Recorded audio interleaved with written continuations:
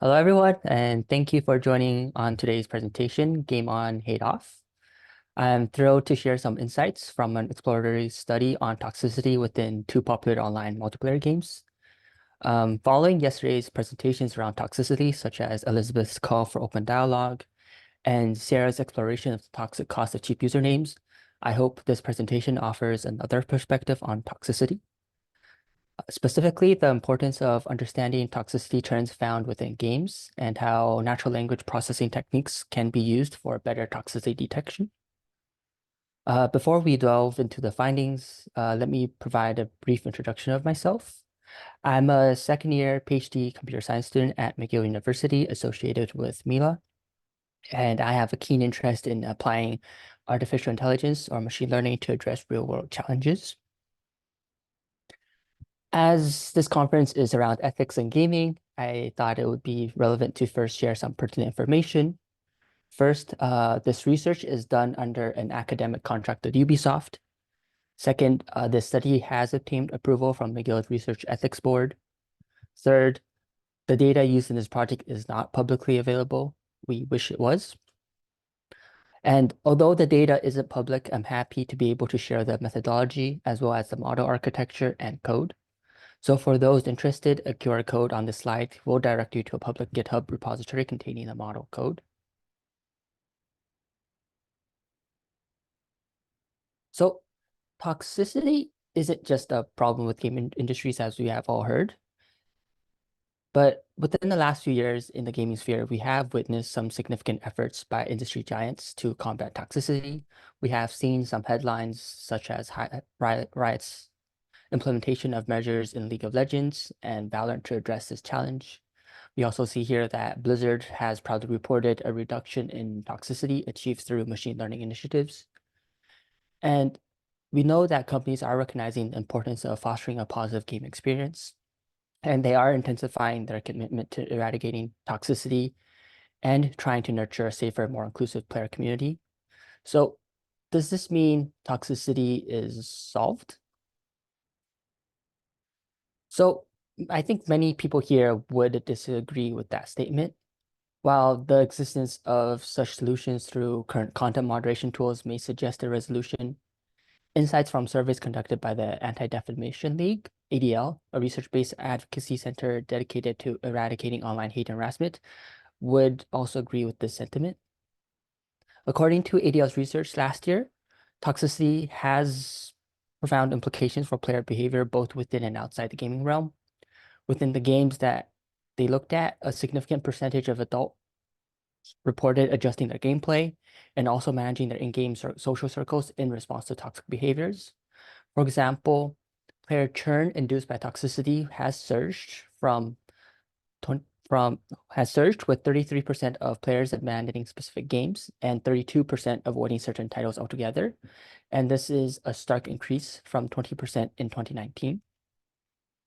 And this really just shows how toxicity does impact the bottom line of game companies outside of ethical reasons. Outside the game, players also report feelings of discomfort, isolation, and reduced sociability. Further findings reveal distressing levels of reported harassment among surveyed adults. In 2022, a staggering 86% experienced some form of harassment. 77% of them reported facing severe incidents, which is markedly higher than the recorded figures of 65% in 2019, 68% in 2020, and 71% in 2021. The top two types of harassment were offensive names and trolling as a form of harassment, and additional instances of discrimination, embarrassment, sustained harassment, physical threats, stalking, sexual harassment, doxing, and swatting. This survey sheds light on players' expectations from game companies, where 65% of them believe that more support is needed for those targeted by toxicity, 59% endorse accountability for toxicity spread, and 58% advocating for game redesigns to limit its propagation. So given with all this data, all this survey from ADL, what is the data that I am looking at? So further on from the ADL survey, they mentioned what were the different delivery channels for toxicity. They noted that 42% of toxicity stems from gameplay related aspects such as cheating and trolling, another 42% from voice chat, and another 38% from in-game text chat. And notably for younger age groups like teens and preteens, they experience higher rates of harassment through in-game text chat, which reached to 39% and 51% respectively. This data from ADL underscores the pervasiveness and intricate nature of toxicity and how it impacts a significant majority of online gaming communities. So for this study, I narrow my focus towards toxicity found within game chat only. Game chat is a central aspect of online gaming communication, and the data itself has a certain level of structure where each line of game chat would include something like a timestamp, the username, the actual text of the chat line, and information about the player team's affiliation. Our study is on data extracted from two distinct games, For Honor and Rainbow Six Siege. For Honor is a player versus player action-based melee combat, and it offers a really unique environment for analysis. Similarly, Rainbow Six Siege is a player versus player game and it's a first-person shooter and has some strategy involved. ADL did highlight the prevalence of harassment across very different games. Notably, CSGO, Valorant, and PUBG topped the list with the highest reported harassment rates at 86%, 84%, and 83%. Rainbow Six Siege shares the spotlight with League of Legends, registering at 81% harassment rate. To enrich our findings, we've collected chat data from multiple dates for each game. For Honor, this dataset includes 3 distinct snapshots, while for Rainbow Six Siege, 2 snapshots. For the exact details regarding the dates and volume chat data, you can refer to the accompanying paper in the special issue of the journal. So, as an avid gamer myself, I really wanted to understand toxicity levels of these games. So, to be exact, I really wanted to apply a toxicity detection tool to measure the levels of toxicity between January 2023 to September 2023. So one obvious question people might ask is toxicity on the rise? And this question could be answered in many ways. So from the first part, I was looking at, in a more precise way, are the occurrences of toxic matches increasing? So on the left, we can see that the percentage of toxic matches for Honor, while it is showed for Rainbow Six on the left. The small graphs within depict the relative number of matches in blue and the number of players in red. You can see from between these games, the player base and volume matches played is actually quite different and in a different order multitude. And from a glance, we notice quite a few distinctness. For example, you can recognize that the percentage of toxic matches in For Honor is much lower than Rainbow Six Siege. One's at 32%, one's at around 50%. But then also on the left, you see the percentage looks like it's at 50%, but you see there are multiple drops.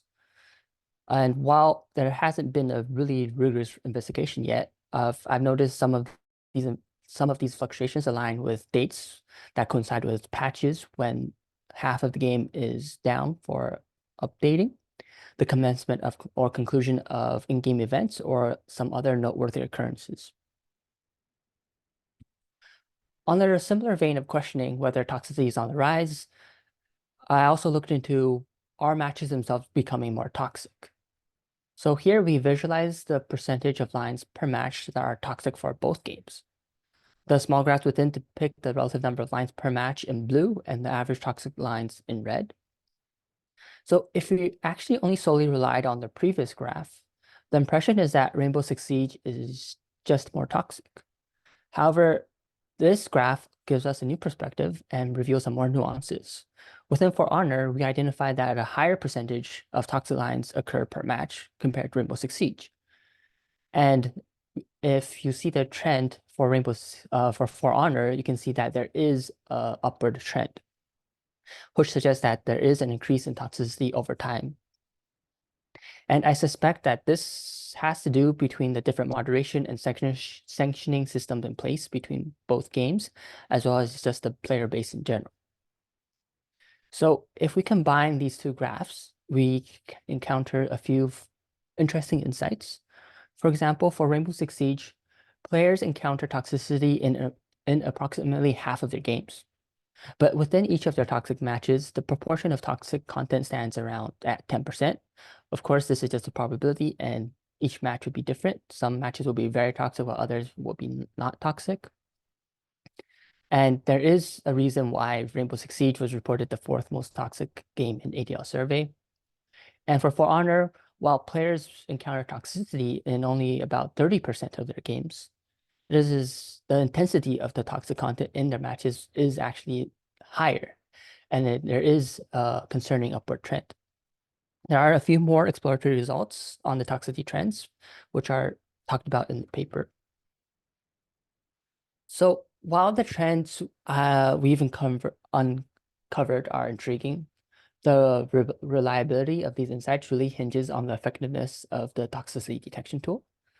So the next few minutes, I'll be discussing the methodology towards crafting this toxicity detection tool for this purpose. To achieve this, we harness the power of one of the latest NLP techniques, which is called language models. We do this in three crucial phases. In the initial phase, we pre-train the language model specifically for nuances of game chat. For the second step, we filter the chat data for human annotation. And with both the annotated data in hand and the pre-trained language model, we train the language model to detect toxicity effectively. So what are language models? Many of you might be familiar with ChatGPT, an example of a language model trained specifically for engaging in conversations. In our case, we use a much simpler model. But you can think of language models in a simpler term, where a language model is a black box, and it takes text as input and then generates an output based on its training. For this study, we utilize a model called Roberta. Although this Roberta model is much smaller than ChatGPT, they both share the same basic architecture called transformers. While I won't delve into the intricate details, these language models offer a few benefits. One is that they are context aware. This means that given the same word, the model can discern its different meanings based on the context of a sentence. These models are also transferable, meaning that they can be readily used as is for similar tasks or undergo slight training to adapt to new tasks. And in the context for our toxicity detection, what this means is that we can train these models on samples of toxic chat, or those are what we call labeled data, and we can avoid the need for rigid business rules to define what is and isn't considered toxic. And while using off-the-shelf Roberta language model is an option, our pursuit here is to craft a good toxicity detection tool. So Roberta's initial training was involved predicting the next word in sentences extracted from a data set encompassing unpublished books and Wikipedia. This foundation granted the model a solid understanding of proper English vocabulary and sentence structure. However, this distinctive nature of language within game chat is really different from Wikipedia. It is characterized by brevity, abbreviations, and game-specific slang, which we thought it necessitates further refinement. Therefore, we did something called continuous pre-training for Roberta. And you can think of this as trying to teach Roberta to predict the next word within a game setting. And now, analogously, this can be likened to introducing a person to the intricacies of game chat rather than just plunging them directly into the task. We first familiarize them with the unique language nuances found in game chat. On the right, we show some of the results from our pre-training. Here, we're trying to find what is the best setting for the language model. And in the setting, we're looking at what is a good learning rate, or how fast the model learns. And here, the learning rate of 1E-3 gives the best performance in terms of loss and F1 score. You can think of loss as the metric of how well the model understands game chat. And here, the lower the number, the better. F1 score is how well the model can detect toxicity in terms of precision. So the accuracy of finding actually toxic words, and its recall, the ability to find all toxic words. The higher this number is better. For both games, we then also sampled for chat matches that had higher player reports for toxicity within the same month. And then we recruited players through social media to help annotate these sampled chat matches. At the end, we had 25 players that were active in the North American region. They also had to be 18 plus. Over 50% of them self-identify as belonging to a marginalized group, such as being part of the LGBT plus. And each line was annotated by at least 3 players. On the left, we report the number of lines per category for each game. Notably, we also report the Fleece Kappa score, which is the level of agreement between the annotators. For both games, we have a moderate level of agreement. I want to note that this annotation is from the player base and not from moderators. So building from our pre-trained efforts from Roberta and our labeled data of chat data, we then focus our efforts to teaching the model to discern toxic spams within the chat content. So on the right, we present the F1 score, which is a metric encompassing both the precision and recall, which essentially reflects the effectiveness of our model. And to see how well our model did, we compare it with 2 baselines. The first baseline is called CleanSpeak. It's a paid tool. And on their website, they say that they are a premier profanity filter and moderation tool. And it allows users to have predefined keywords, and it's a regex of these banned keywords. For our second baseline, we use Perspective ATPI. It's a standard toxicity tool in the literature. It's developed by Jigsaw and Google's counter abuse team, and a lot of it is used for analyzing Twitter or other social media platforms. And their main goal is to promote healthier online discussions. So what we see here is that both of these tools actually do not do as well compared to our model. It shows that with some effort, you can build a much better tool than what is offered, and this will impact your analysis. In conclusion, we learned, I guess, a few things. One is that toxicity is actually different across games. You can't say toxicity within one game is the same. While it might be understood, toxicity also changes on a day-to-day basis and also is impacted by the decisions such as when the game is updated, when events are created, and what type of events are promoted within the game. And this study can be used to create this baseline level of toxicity. And with this level of toxicity, we can use it to determine how useful countermeasures are or what sanctioning methods actually do to the level of toxicity. So for example, it may decrease the percentage of toxic matches, but if your sanctioning happens after games, the games themselves may become very toxic since the players might say, oh, if we're going to be sanctioned after this match, we might as well be as toxic as possible within the game. So studying toxicity and its trends is really a precursor for player and community well-being to be able to manage the game's experience. It can retain players, have better player engagement, and essentially have a better gameplay experience. Thank you. And if there's any questions, they're welcome.